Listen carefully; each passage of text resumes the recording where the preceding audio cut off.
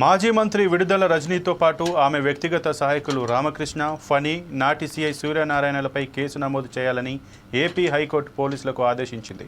2019లో సామాజిక మాధ్యమాల్లో ప్రశ్నించినందుకు తనను చిత్రహింసలు పెట్టారని చిలకలూరిపేటకు చెందిన ఐటీడీపీ అధ్యక్షులు పిల్లి కోటి ఆరోపించారు. ఇటీవల అనేకసార్లు పోలీసులకు ఫిర్యాదు చేసినప్పటికీ పట్టించుకోకపోవడంతో చివరకు ఆయన కోర్టును ఆశ్రయించారు.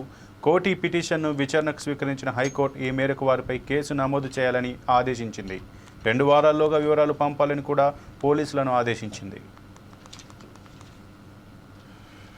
మరలా కంప్లైంట్ ఇచ్చి, సార్ మీరు దయించి నా మీద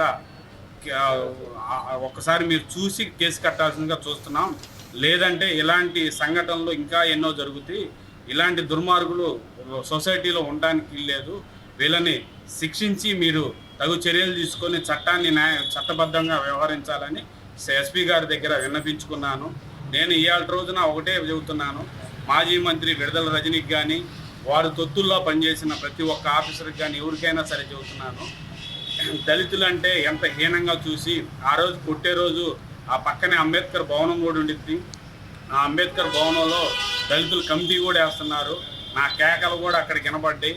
కనీసం కనికరం లేకుండా వీడియో కాల్లో చూస్తూ ఆనందపడి సంబరపడ్డది ఆ రోజున విడుదల రజని.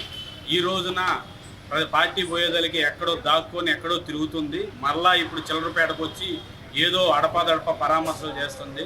ఇలాంటి దుర్మార్గులను నమ్మి మోసపోయే కన్నా ఇలాంటి నాయకులను ఎంచుకోకుండా తెలుగుదేశం పార్టీ కూటమి ప్రభుత్వంతో నడుచుకోవాలని ప్రతి ఒక్కరిని పిలిపిస్తూ ఇలాంటి రాక్షసులు సొసైటీలో ఉండడానికి వీల్లేదని హెచ్చరిస్తున్నాం. అదే